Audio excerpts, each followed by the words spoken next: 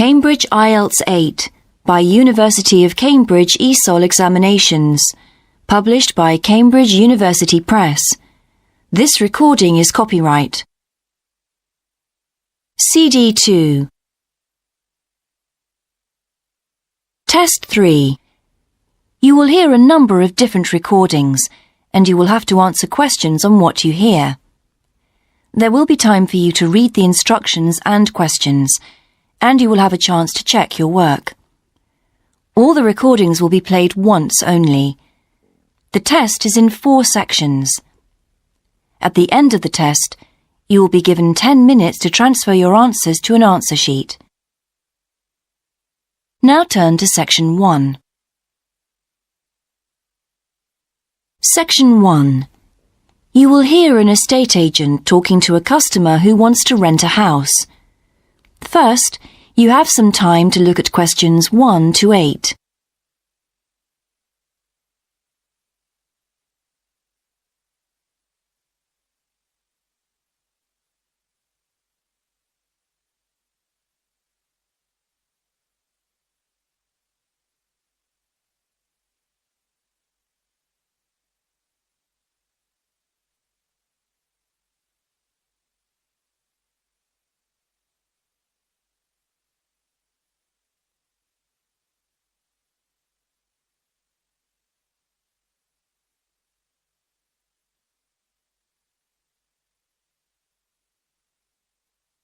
You will see that there is an example that has been done for you. On this occasion only, the conversation relating to this will be played first. Good morning. How can I help you? Hello. I'm interested in renting a house somewhere in the town. Right. Could I have your name, please? Yes, it's Stephen Godfrey. And tell me how many bedrooms you're looking for. Well, we'd need 4 because I'm going to share the house with 3 friends. The number of bedrooms needed is 4, so 4 has been written in the space. Now we shall begin. You should answer the questions as you listen, because you will not hear the recording a second time. Listen carefully and answer questions 1 to 8. Good morning. How can I help you? Hello. I'm interested in renting a house somewhere in the town. Right. Could I have your name, please? Yes, it's Stephen Godfrey. And tell me how many bedrooms you're looking for. Well, we'd need 4 because I'm going to share the house with 3 friends. OK. There are several of that size on our books. They mostly belong to families who are working abroad at the moment. What about the location?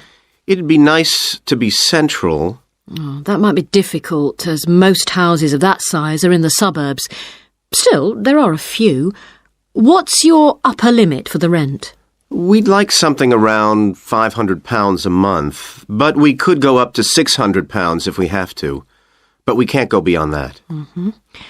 Do you know how long you want to rent the house for? The minimum let is 6 months, as you probably realise. We're at college here for 2 years, and we don't want to have to move during that time if we can avoid it. Right. And how soon do you want to move in? All our lets start on the 1st of the month. Well, as soon as possible, really, so that means September 1st. OK. Let me have a look at what we've got. We have photographs of all the houses on our book, so you can get an idea of what they're like. There's this one in Oakington Avenue at £550 a month, combined living room and dining room with a separate kitchen. It doesn't have a garage, though you can park in the road. We'd prefer to have one if possible. Right. Then have a look at this house in Mead Street. It's got a very large living room and kitchen, bathroom, cloakroom. How much is it? That one's £580. It's very well furnished and equipped. It also has plenty of space for parking, and it's available for a minimum of a year. Oh, and there's a big garden. I don't think we could cope with that, to be honest. We'll be too busy to look after it. OK. Then there's this older house in Hamilton Road. Living room, kitchen, diner, and it has a study. £550 a month. That looks rather nice. But whereabouts in Hamilton Road? Towards the western end. Oh, that'll be very noisy. I know the area. Yes, it's pretty lively, but some people like it, though. Well, what about this house in Devon Close? That looks lovely. There's a big demand for houses in that area, so prices tend to be quite high. But this one hasn't been decorated for a few years, which has kept the rent down a bit. It's got a living room, dining room and small kitchen, and it's $595 a month. I think it would suit you from what you've said. It sounds fine. Before you hear the rest of the conversation, you have some time to look at questions 9 and 10.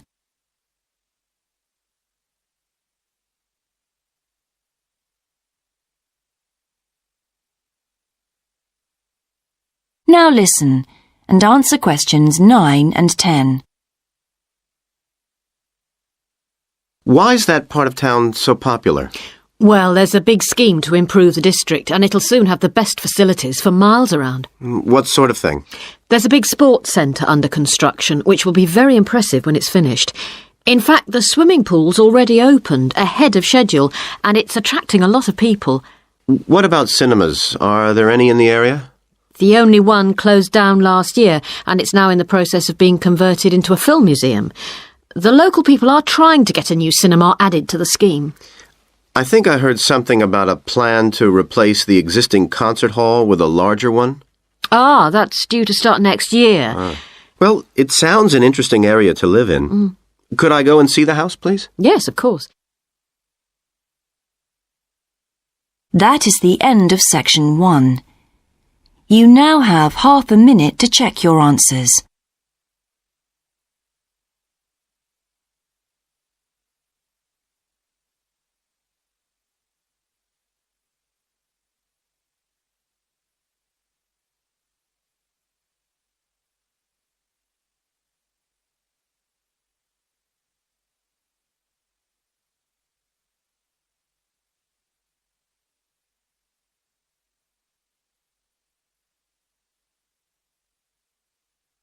Now turn to section 2.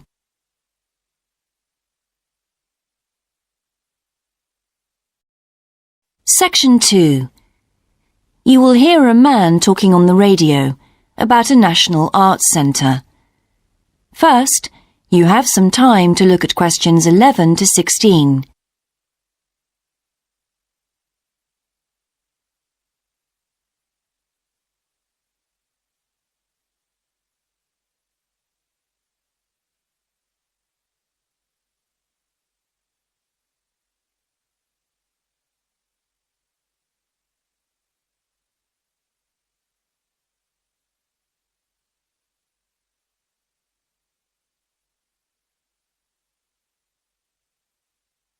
Now listen carefully and answer questions 11 to 16.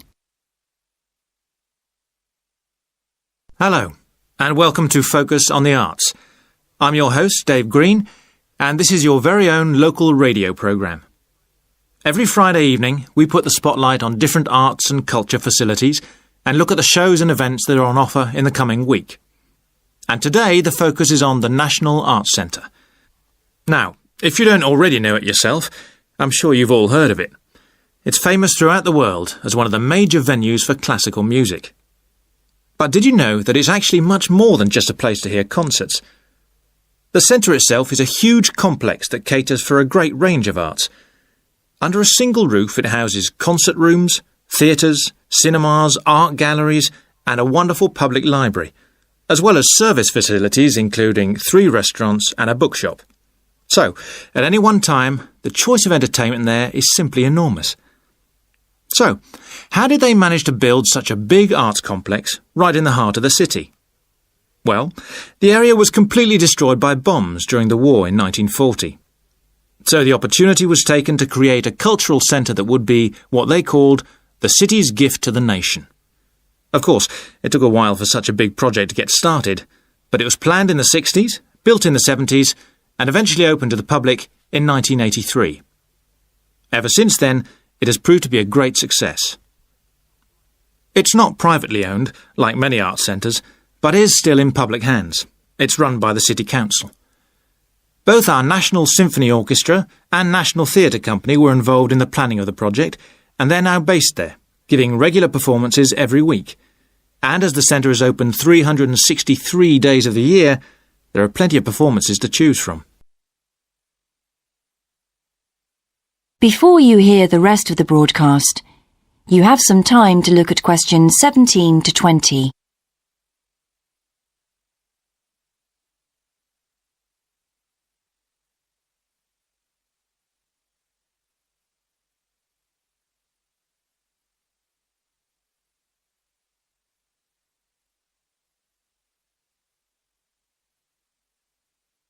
Now listen and answer questions 17 to 20.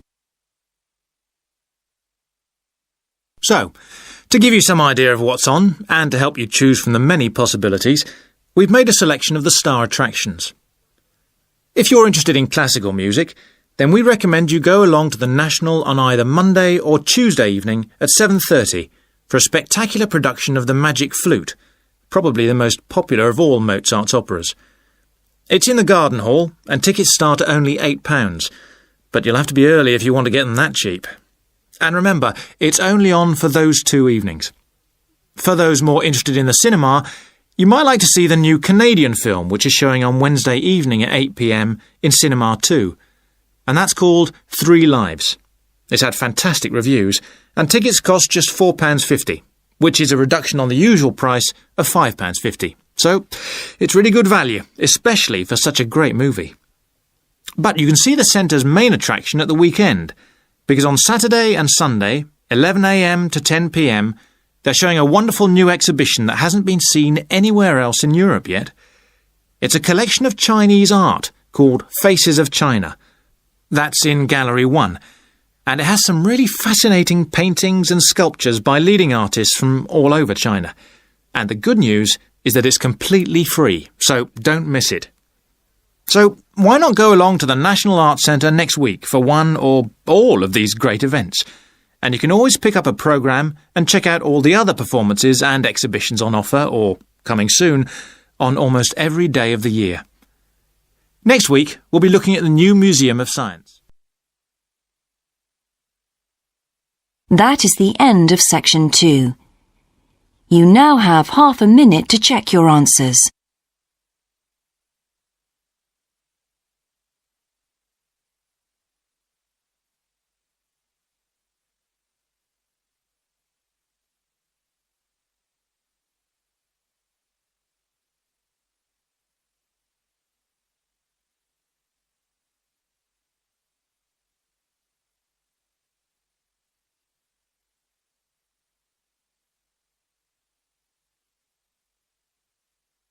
Now turn to section 3.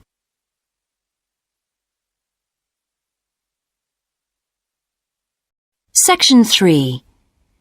You will hear a university tutor and a new student called Paul discussing Paul's work experience and Latin American Studies course. First, you have some time to look at questions 21 to 26.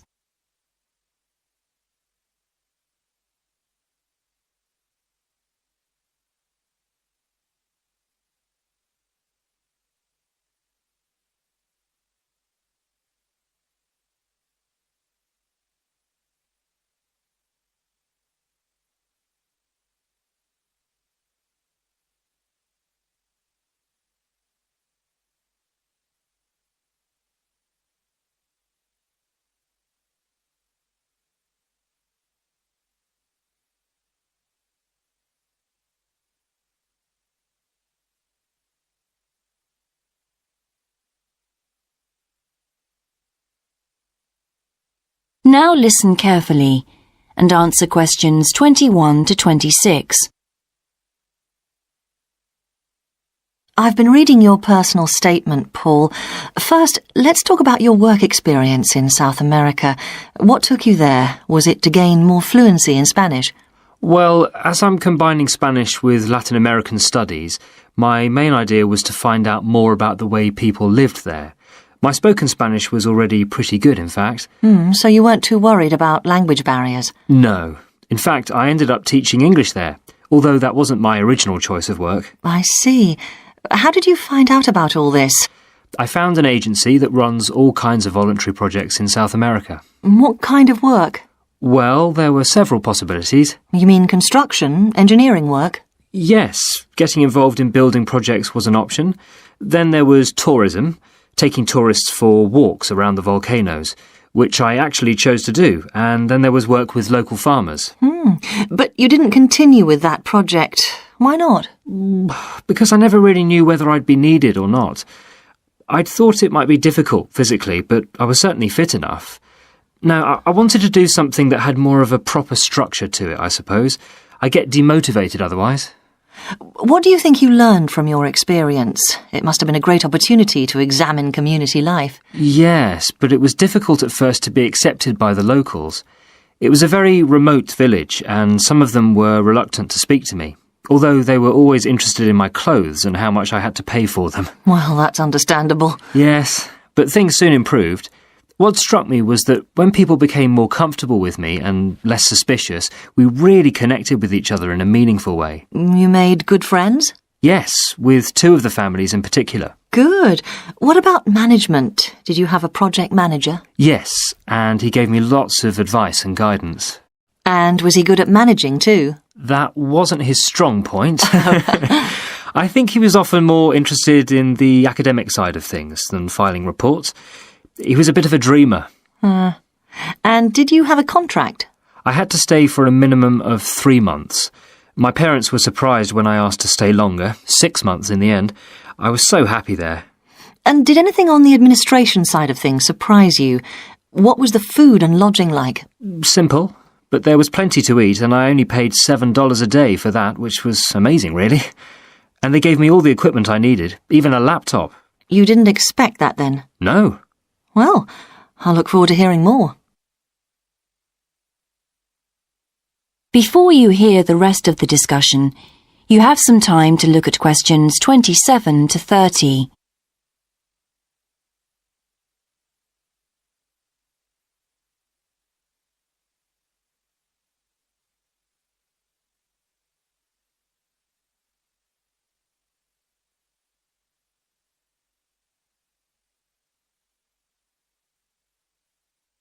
Now listen and answer questions 27 to 30.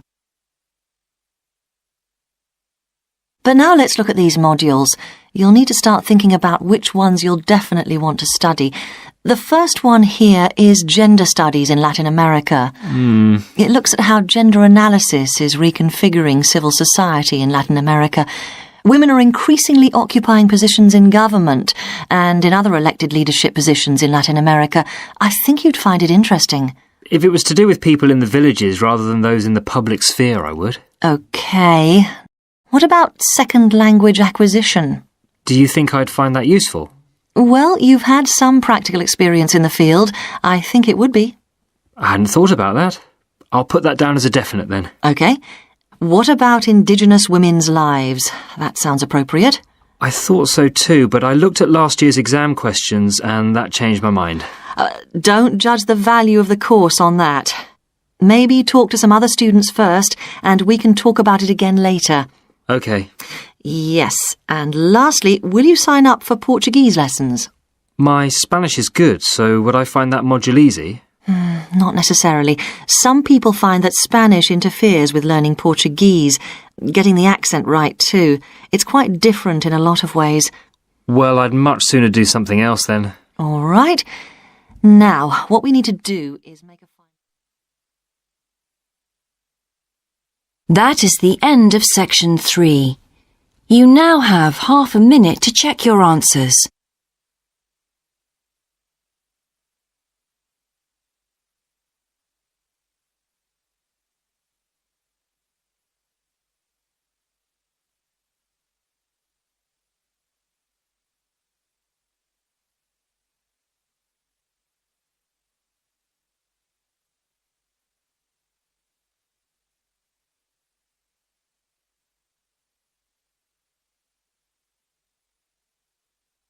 Now turn to section 4.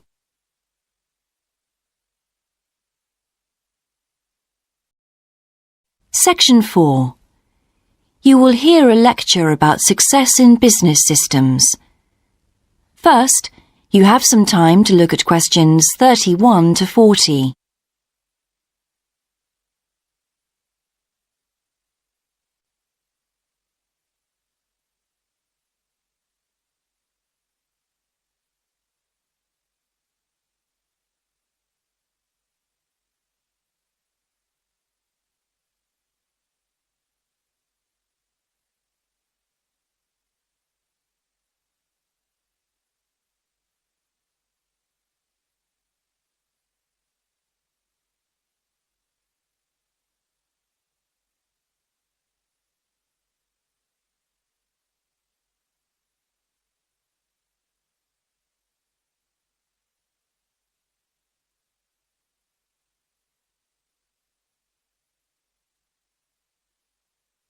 Now listen carefully and answer questions 31 to 40.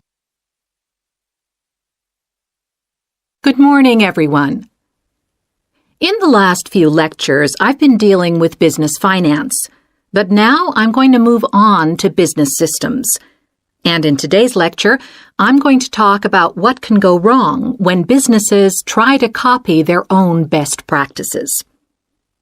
Once a business has successfully introduced a new process, managing a branch bank, say, or selling a new product, the parent organization naturally wants to repeat that success and capture it, if possible, on a bigger scale.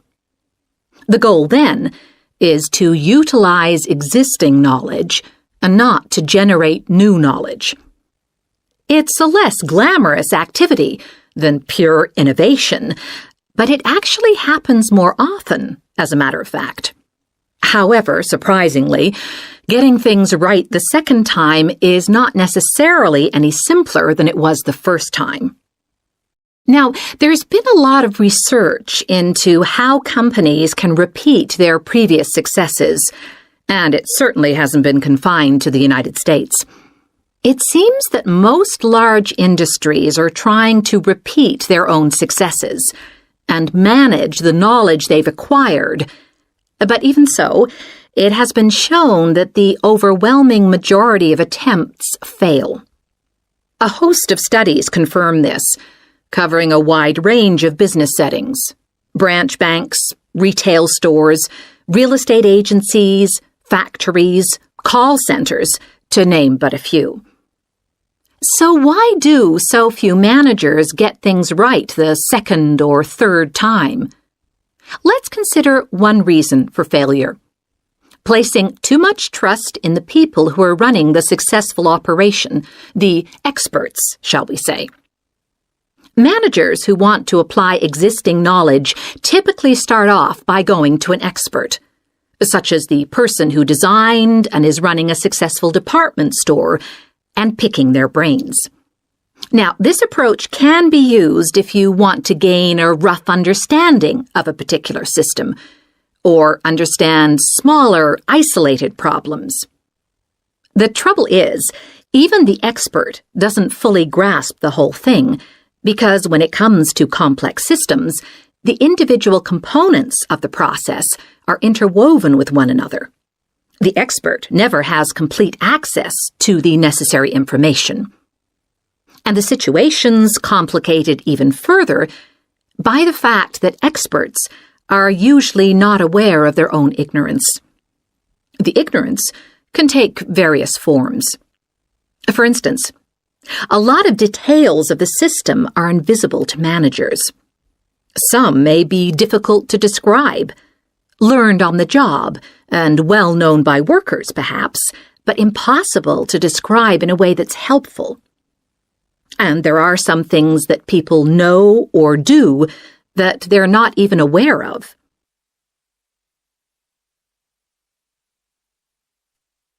Now, let's consider two types of mistake that can occur when a manager actually starts to set up a duplicate system to replicate a successful process.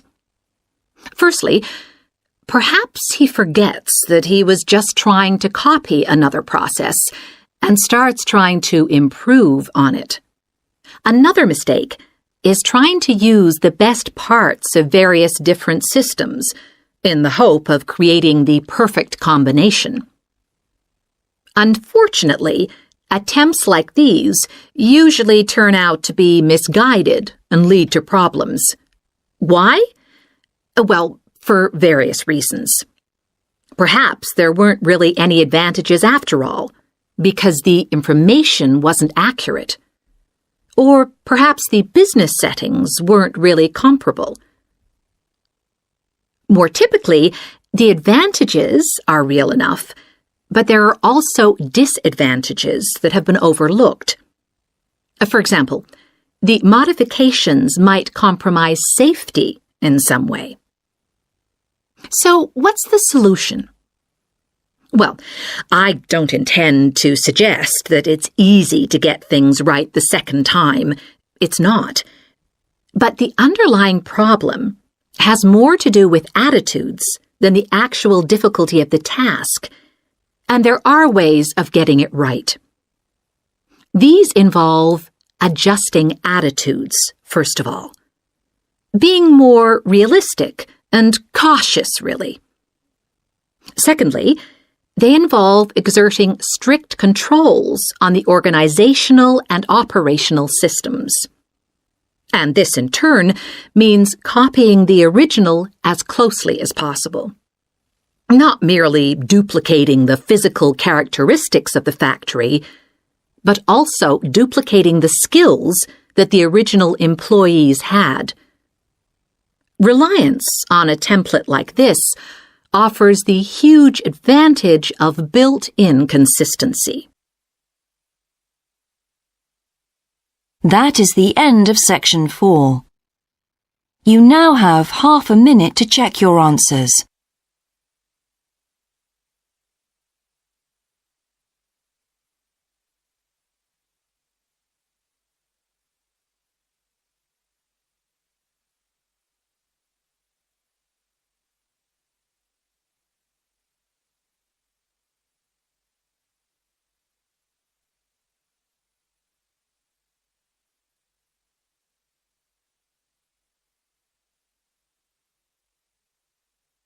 That is the end of the listening test.